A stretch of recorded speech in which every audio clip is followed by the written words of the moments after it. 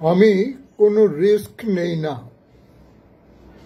লিখেছেন তারাপদ রায়। মদ খাওয়ার সময় আমি কোনো রিস্ক নেই না। অফিস থেকে সন্ধেবেলা বাড়ি ফিরে দেখি গিন্নি রান্না করছে। রান্নাঘর থেকে বাসনের আওয়াজ আসছে। আমি চুপি চুপি ঘরে ঢুকে পড়লাম। কালো রঙের আলমারি থেকে বোতল বার করলাম। নেতাজি ফটো ফ্রেম থেকে আমাকে দেখছেন, কিন্তু এখন পর্যন্ত কেউ কিচ্ছুটি টের পায়নি, কারণ আমি কোনো রিস্ক নেই না। সিঙ্কের ওপরের তাক থেকে গ্লাস বার করলাম আর টুক করে এক পেগ গিলে ফেললাম। গ্লাস ধুয়ে ফের সেটা তাকের উপরে রেখে দিলাম। হ্যাঁ, বোতলটাও আলমারিতে রেখে দিলাম।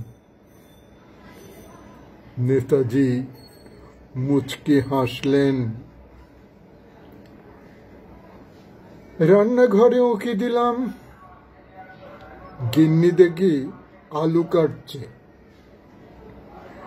কেউ কিচ্ছু টের পায়নি, কারণ আমি তো কোনো রিস্ক নেই না।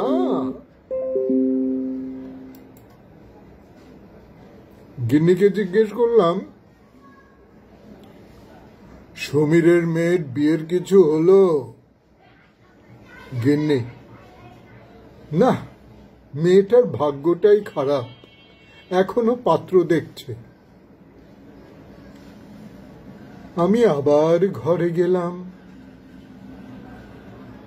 আলমারি খুলতে গিয়ে এবার একটু শব্দ হলো। তেমন কিছু নয় অবশ্য। বোতল বের করার সময় কিন্তু কোনো আওয়াজ করিনি। সিঙ্কের উপরের তাক থেকে গ্লাস নিয়ে চট করে দুপেগ মেরে দিলাম।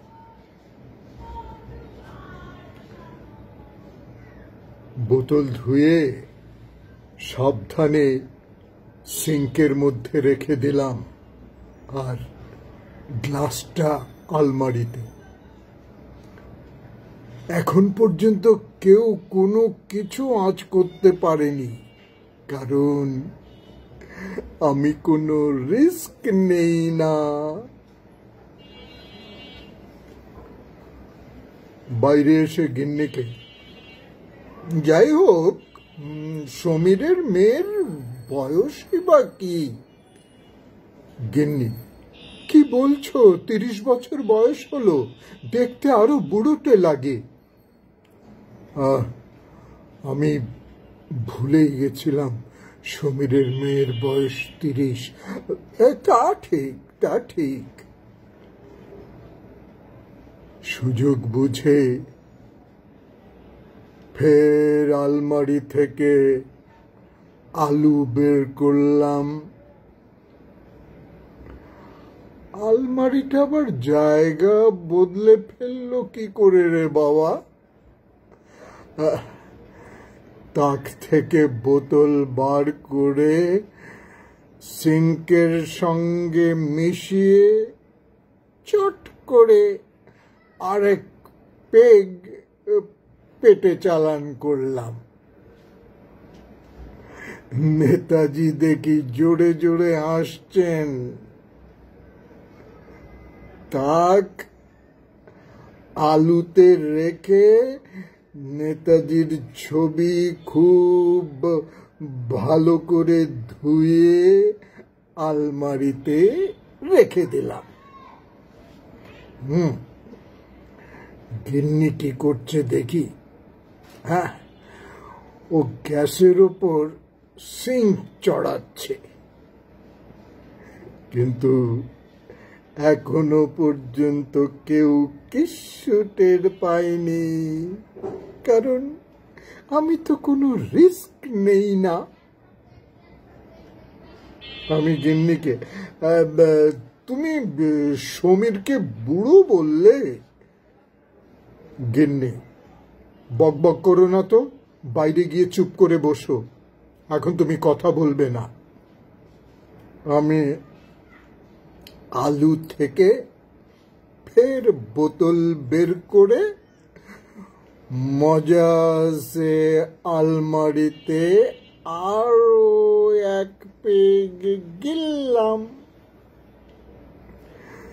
সিঙ্কটা ধুয়ে ওটাকে তাকের ওপর রেখে দিলাম। ফটো ফ্রেম থেকে গিন্নি এখনো হেসে চলেছে। নেতাজি রান্না করছে, কিন্তু এখনো কেউ কিচ্ছু টের পায়নি, কারণ আমি কোনো রিস্ক নেই না। গিন্নিকে হাসতে হাসতে বললাম, তাহলে সমীর পাত্রী দেখছে? গিন্নি, শোনো, তুমি মুখে জলের ঝাপটা দিয়ে কোথাও চুপ করে বসো তো, আমি রান্নাঘরে গিয়ে চুপচাপ তাকের ওপর বসলাম। কিন্তু এখনো অবধি সমীর কিচ্ছু টের পায়নি, কারণ নেতাজি কোনো রিস্ক নেন না।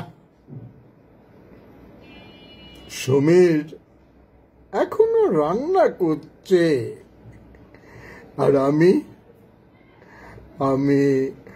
ফটো ফ্রেম থেকে গিন্নিকে দেখে এখনো হেসে চলেছি,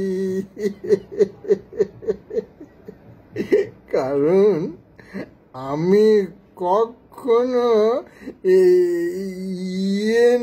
নেই না, কি যেন নেই না,